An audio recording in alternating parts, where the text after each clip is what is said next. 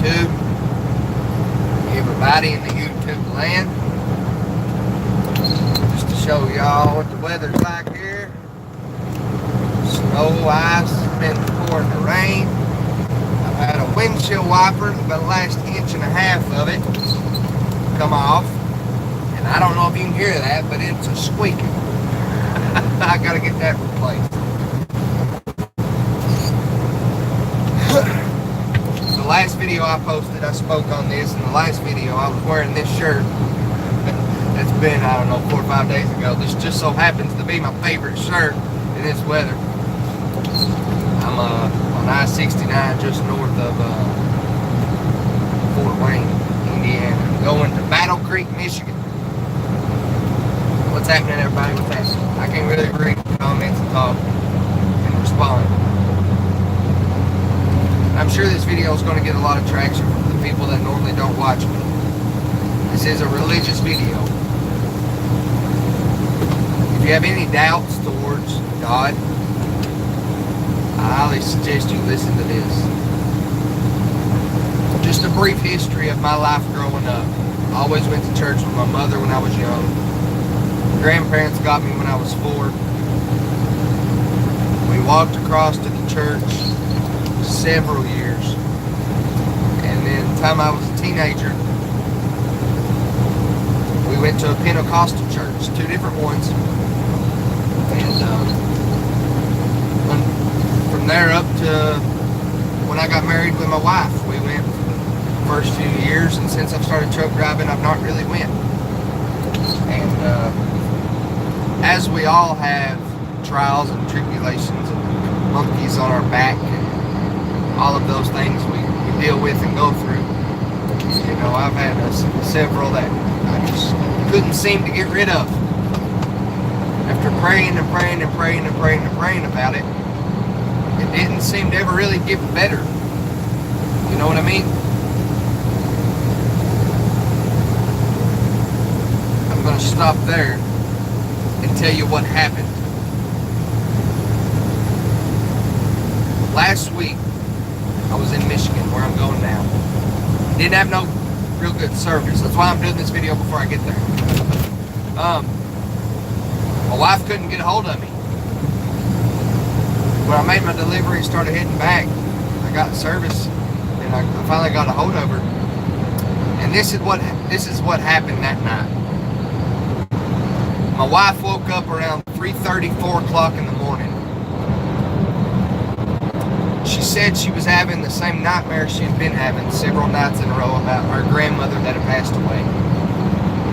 And in the middle of her dream, it completely switched and went to our son, and that he was gone. And she said she's never had a dream or a feeling like that, and it was telling her to get up. She woke up, and my son was not in bed. She thought maybe he went to the living room, fell asleep on the couch, or went to his bedroom. She went to the house.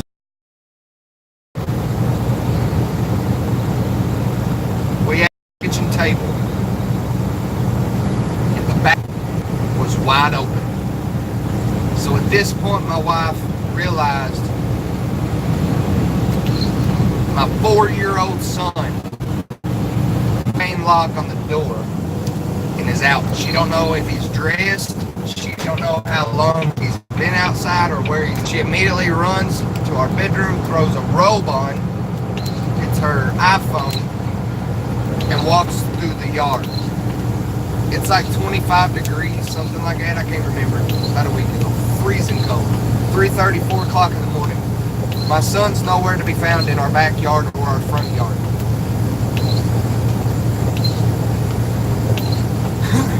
He has gotten out a few times in the last 6 months and ran to our grandparents, which is our neighbor.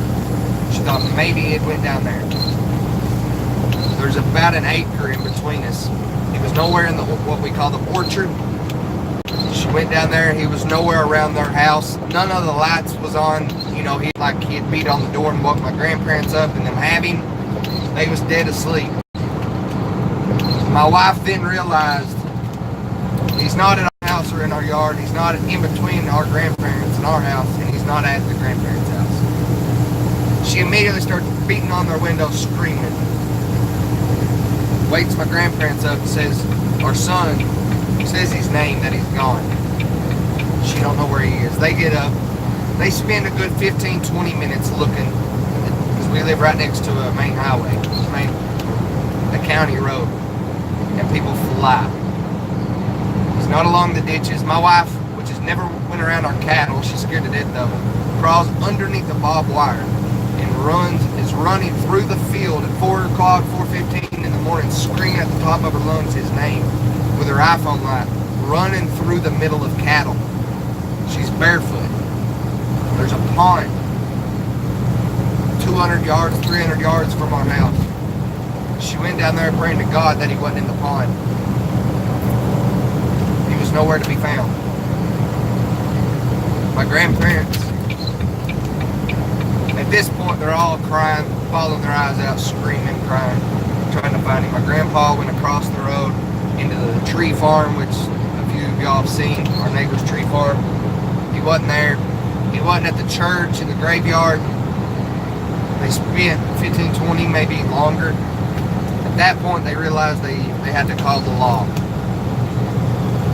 I was unaware of all of this. They couldn't get a hold of me because I didn't have no service. I praised God, because if I would have had that phone call that my child had snuck out at 4 in the morning, it's 20 degrees, and they don't know where he is, and they've looked everywhere, I would have literally had a nervous breakdown or a heart attack. I know I wouldn't.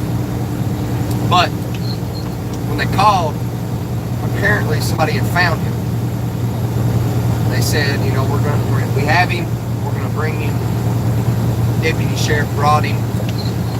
He was in a t-shirt, a black t-shirt, blue jeans, and he put his Crocs on, you know, those little holes, they got holes in them. Well, these ones have little like insulation on the inside, winterized Crocs basically. But he had no jacket, no sweatshirt, no nothing on. It's freezing outside. We don't know where he was found at, how long he'd been outside or nothing, or my wife did. I was unaware, like I said. Finally, when I got service, my wife told me this. He had been found. It was, you know, 11, 12 o'clock in the day. I had to make the delivery and whatnot that morning. He had been found. Everything was fine. I was flipping out that this had happened. But she didn't understand. She didn't know who had found him or where they found him, or didn't get a police report or ask for one. So I told her to do that and to give them my number if the person wanted to speak who found him, would like to tell me what happened. She gave the police my phone number. I then called ADT Home Security to have a home security system installed on all the doors, windows, with a big siren outside, so this will not ever happen again. During that phone call with them, I had a missed phone call from my local area. I then called it back. I told them I had a missed phone call. The gentleman said, yes, my name is Rock. R-O-C-K. His name was Rock. He said he was the one that found my son. And he told me where he found my son. And I'm not going to go in details, but it's about 3/4 of a mile from my house. In between half a mile to 3/4 of a mile. He said that a few weeks ago he had hit a deer, so he's been driving a lot slower on our road. He said about 150 yards in front of him, he's seen something from his lane cross the yellow line onto the other side of the road. Northbound was telling us shit, it's a 12-mile backup and everything, and well. So he seen my son in the lane, cross the double yellow line into the other lane, but he didn't know it was a child. He thought maybe it was a farmer, bent over with a jacket on, you know, whatever, out feeding early. But he had a gut feeling. He turned around at what we call the Stop, Pause, and Pray church. Little tiny church, visitors, travelers stop at and sign. Went back, and there was my 4-year-old child in a black t-shirt in the middle of the road. He then asked him what he was doing. He said he was trying to go find his daddy. He was going to get me. He later said he was going to see his grandparents as well. But the first thing he told him was that he was going to get me. that way is the opposite way of our grandparents. He was going towards town, which is going towards Somerset, which is where my company's out of. He couldn't tell him where any of our houses was because he was a good 3/4 of a mile from our house. The man didn't want to scare him and just throw him in the vehicle, so he tried working with him. Several cars passed. Eventually, he told him, look, you're going to have to get in the car. And my son started arguing with him. He eventually grabbed my son, put him in the back seat, pulled into the beauty shop, parking lot, called the law. Roughly the same time, or while the deputy sheriff was on his way to pick up my child, my wife then called. So they picked up my child and brought him home. He told me that story, very short, sweet, to the point, just 2 minutes long, 3 minutes. He wasn't explaining it in great detail like I am to you. The man then asked me, after I hadn't really said nothing to him, I was in awe what my relationship was to God. And I said, excuse me? He's like, what's your relationship with God? That kind of hit me like a ton of bricks, you know. I said, it ain't as good as it once was. And he said, I don't understand what's happening or what's going on. He said, but God used a nobody like me to find your son, to speak to you. He said, God has placed it on my heart that this happened for a reason, so he could speak to the Father, which was me, to let me know that God loved me and forgave me. What I haven't told you all is a few days before this happened, 5 days the most, after praying for years of all my issues, I asked God to show himself, prove himself, if he was really real.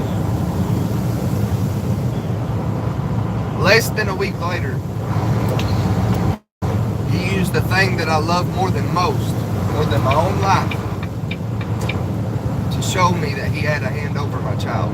Not only that, that man made it very clear. God put it on his heart, and this was all done to speak to me, to let me know he loved me, and that he forgave me. What I know, there is no way on this earth, there ain't a 1 in a billion, 1 in a trillion, there's no possible way that my son, at that time in the morning, which is when all the people in my community go to work, because most of them work out of town, they're all in a hurry, and everybody, right the straightaway where I live, drives 60, 65 mile an hour on a 2-lane road. There's no way that my 4-year-old son could have walked in between 1/2 and 3/4 of a mile at that time of the morning and either not got hit, not fell, hurt his ankle or leg, started crying in coyotes, which is everywhere surrounding us, killed him, didn't get run over, and every house along the way in business has guard dogs. Everybody, we live in the country. Our first neighbor has a coonhound, and I know for a fact it has literally bit and popped 3 or 4 tires, and they've had to replace on people coming to visit. There's no way on this earth that my child could have walked in the middle of the road at that time, which is peak rush hour for people going to work, and him not getting hit and killed, somebody didn't pick him up and take him, that he didn't fall and get hurt, coyotes tear him apart, he didn't fall and get hurt and freeze to death because he didn't have no clothes on, that he didn't get in a field and the cattle kill him, that he didn't fall in a pond, which there's about 6 of them along the way, and drown. Dogs eat him up. There's no way on the earth that can convince me that God was not using my child to speak to me. There's no clear possible way that God could have answered my prayer to show himself. And anybody that is questioning religion or God, there is one that loves you and that forgives you. There's no doubt in my mind. And as people in church communities say, God is supposed to be our rock. The man that found my child, his name was Rock. How coincidental. I have to share this story because I know it's going to touch some people that has questioned the same thing that I did.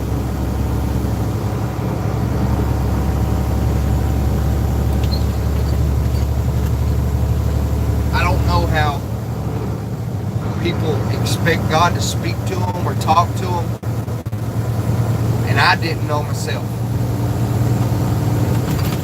But that's how He spoke to me.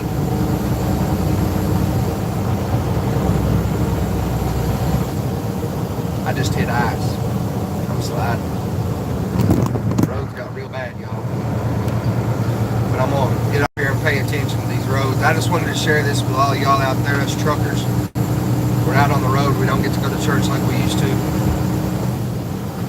And if you've backslidden or fallen away from the relationship you used to have, or if anybody that ever watches this that's questioning God, there is one. He loves you and He forgives you.